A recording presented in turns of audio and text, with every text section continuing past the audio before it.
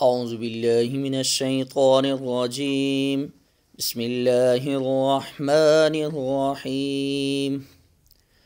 آج کے درس میں ہم سورہ ناس ترجمہ اور تفسیر کے ساتھ پڑھیں گے۔ بسم اللہ الرحمن الرحیم۔ قل اعوذ برب الناس، کہو میں پناہ مانگتا ہوں لوگوں کے رب کی، ملک الناس جو لوگوں کا بادشاہ ہے، الہ الناس جو لوگوں کا معبود ہے، من شر الوسواس الخناس وسوسہ ڈالنے والے خفیہ شیطان کے شر سے، الذی یوسوس فی صدور الناس جو لوگوں کے دلوں میں وسوسے ڈالتا ہے، من الجنۃ والناس خواہ وہ جنات میں سے ہو یا انسانوں میں سے۔ اب ہم بیان کریں گے ترجمے کے ساتھ جامع تفسیر اور صورت کا تعارف۔ سورہ ناس قرآن مجید کی آخری صورت ہے اور معوذتین یعنی سورہ فلق اور سورہ ناس میں شامل ہے، جنہیں شر سے حفاظت کے لیے پڑھنے کی تاکید کی گئی ہے۔ یہ صورت مدینہ میں بعض مفسرین اسے مکی بھی قرار دیتے ہیں۔ اس صورت میں اللہ تعالیٰ نے شیطان اور انسان کے وسوسوں سے پناہ مانگنے کی تعلیم دی ہے۔ اب ہم آیت کی تفسیر بیان کریں گے۔ پہلی 3 آیات یعنی قل اعوذ برب الناس، ملک الناس، الہ الناس، ان 3 آیات میں یعنی یہاں 3 صفات الہیہ بیان کی گئی ہیں۔ اللہ رب العزت نے 3 صفات اپنی بیان کی۔ نمبر 1 رب الناس یعنی لوگوں کا رب، یعنی وہی انسانوں کا خالق، پرورش کرنے والا اور پالنے والا ہے۔ نمبر 2 ملک الناس لوگوں کا بادشاہ، یعنی وہی حقیقی بادشاہ ہے جو ہر چیز پر مکمل اختیار رکھتا ہے۔ دنیا کے بادشاہ فانی ہیں مگر اللہ کی بادشاہت ابدی ہے۔ جب اللہ رب العزت فرمائیں گے لمن الملک اليوم، آج کے دن بادشاہت کس کی ہے، تو وہاں پر سب کی بادشاہت ختم ہو جائے گی، ایک اللہ کی بادشاہت باقی رہے گی۔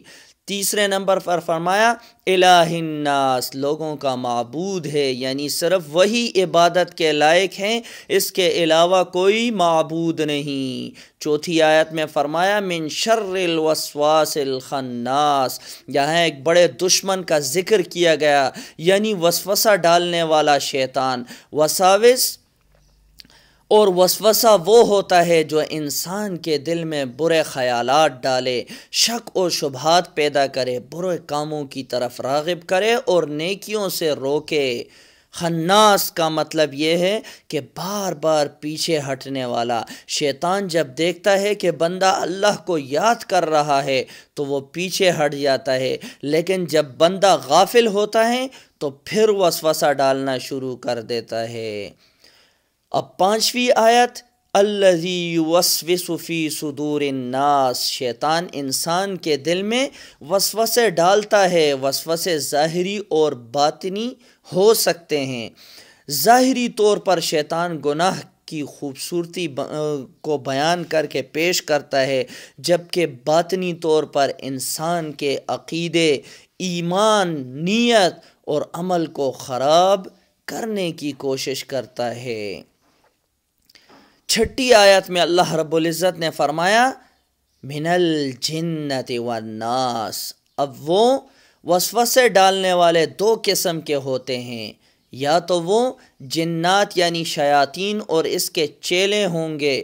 نمبر 2 فرمایا کہ انسان یعنی بعض برے لوگ بھی دوسروں کے عقیدے اور عمل کو خراب کرنے کے لیے برے خیالات ڈالتے ہیں، جیسا کہ غلط نظریات پھیلانے والے، برے دوست، گمراہ کرنے والے، فلسفی اور بدعتی لوگ۔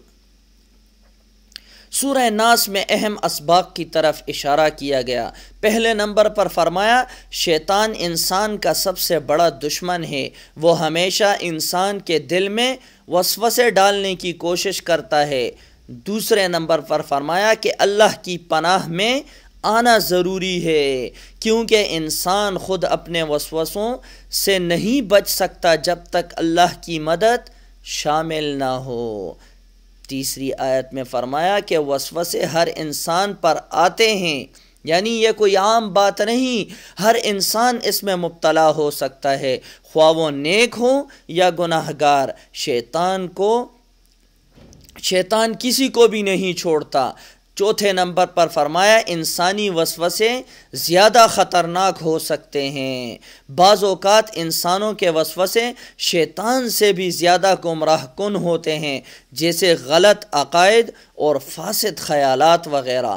پانچویں نمبر پر فرمایا اللہ ہی حقیقی رب ہے، یعنی بادشاہت صرف اور صرف اللہ کی خاصیت ہے، بادشاہ اور معبود صرف ایک اللہ رب العزت کی ذات ہے۔ اسی لیے ہر پریشانی اور وسوسے سے بچنے کے لیے اسی سے مدد مانگنی چاہیے۔ سورت کے فضائل اور اعمال کیا ہیں؟ حدیث شریف میں آیا ہے کہ نبی کریم صلی اللہ علیہ وآلہ وسلم صبح و شام سورہ فلق اور سورہ ناس کی 3 بار تلاوت فرمایا کرتے تھے۔ ترمذی اور ابو داؤد کی روایت ہے۔ آگے سوتے وقت بھی ان دونوں صورتوں کو پڑھ کر اپنے اوپر دم کرنے کی تاکید کی گئی۔ یہ صورتیں جادو، شیطانی وسوسوں اور ہر قسم کے شر سے حفاظت کا بہترین ذریعہ قرار دیا گیا ہے۔ صورت مذکورہ کا نتیجہ یہ ہے کہ سورہ ناس ہمیں یہ سکھاتی ہے کہ انسان کے سب سے بڑے دشمن یعنی شیطان اور اس کے وسوسے ہیں، اور ان سے بچنے کا واحد راستہ اللہ کی پناہ میں آنا ہے۔